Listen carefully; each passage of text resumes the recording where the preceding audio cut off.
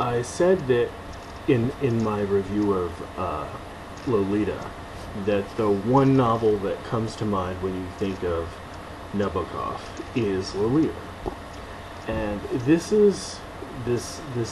video will be about the one novel that comes to mind when you hear the name of Evelyn Waugh, the great 20th century English novelist. And this novel is Brideshead Revisited. I'd always heard about this book, always knew that it was something that I needed to read very much. And just a couple of months ago, I actually ended up taking the plunge, and this book is spectacular. This book is wonderful, it's evocative, it has this sense of nostalgia, a yearning for time and things and friendships that have been lost. It's just beautiful. For some reason, over the last few months, my choice in books has led me to those with sort of very obvious themes of decadence and decay and destruction. In the past few weeks alone, the past day or so on here, I've reviewed Philip Reif's Charisma, The Gift of Grace, and how it's been taken away from us. Now this, and I also plan to review very soon, Cormac McCarthy's Blood Meridian.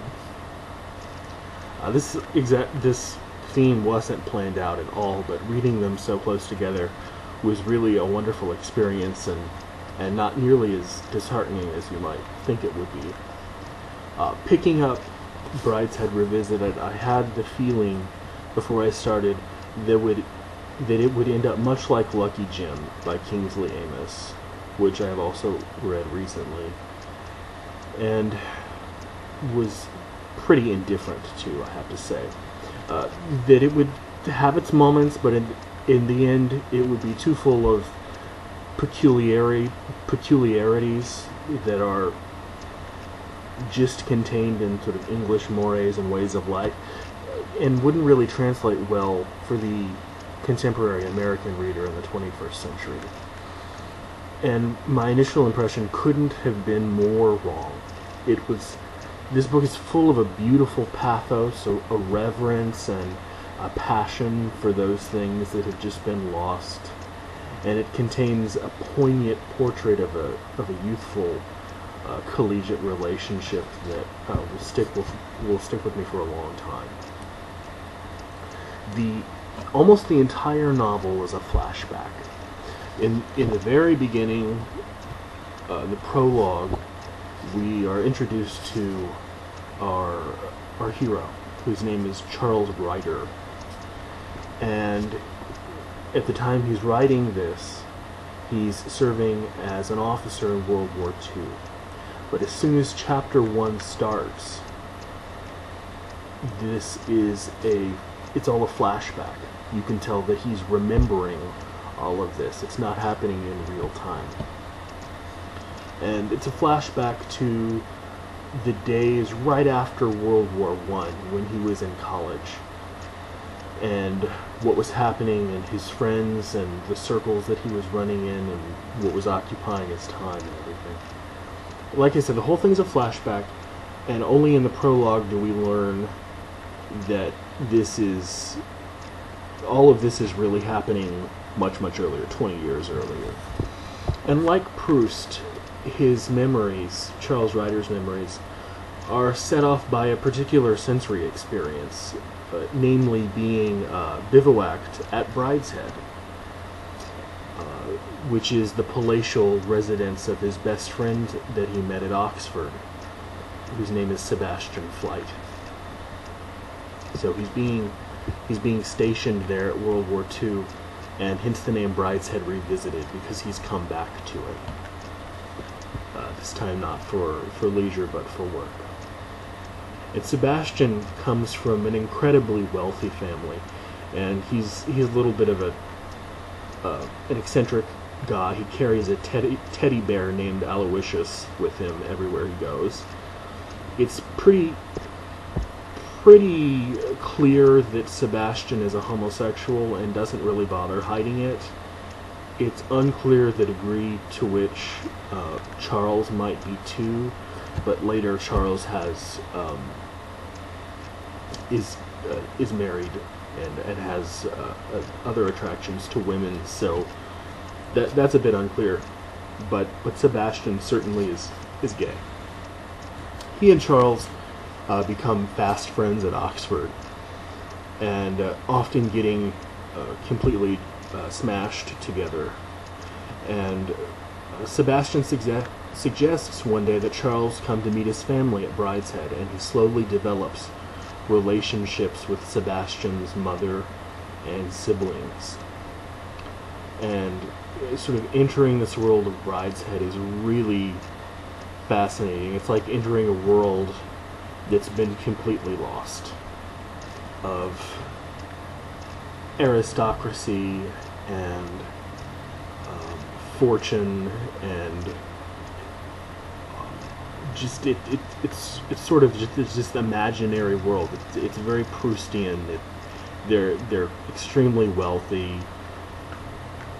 It's just a very interesting world, and what Waugh is really focusing in on here, I think, is the way that world has been lost, especially in the wake of World War II and afterwards.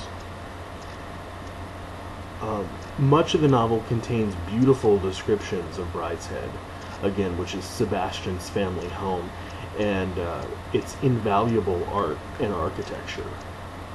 Waugh even calls the first part of the book Et in Arcadia Ego. Et in Arcadia Ego. When Charles starts to develop friendships with his family members, his drinking, Sebastian's drinking, quickly spirals out of control, and he starts to exhibit the typical symptoms of denial and drinking in private that you often see with alcoholics. Charles and Sebastian represent the new age, what England is becoming, or what perhaps at the time of the writing of this novel, that England has already become. They are agnostics. They are skeptics. They are doubters. While Sebastian's family is immured in this cultural and religious Catholicism that is indicative of the old England, of pre-World War I England, which was, Waugh almost paints as this utopian place and time.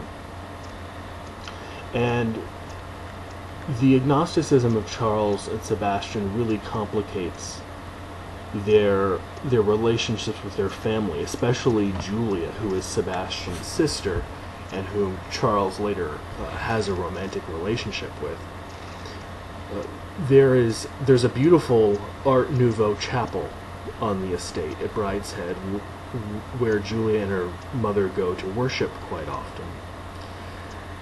This, combined with Sebastian's drinking, leads to Charles' estrangement from the family. Julia and Charles eventually enter into loveless marriages on their own, but eventually plan to divorce their mutual spouses to marry one another. However, when the family patriarch, Lord Marchmain, who is Sebastian's father, comes back home from Italy to Brideshead to live out his last days, there's a tension between Julia and Charles about giving Lord Marchmain his last rites. And because of this, Julia decides that marriage between them would just be impossible, because Charles is of this new England that's skeptical and agnostic and technological and sort of bureaucratic, and Julia is from this family tradition that is Catholic and that places importance and lasting value in tradition and religion and ritual. And that sort of irrevocable bridge between them, they just can't cross it.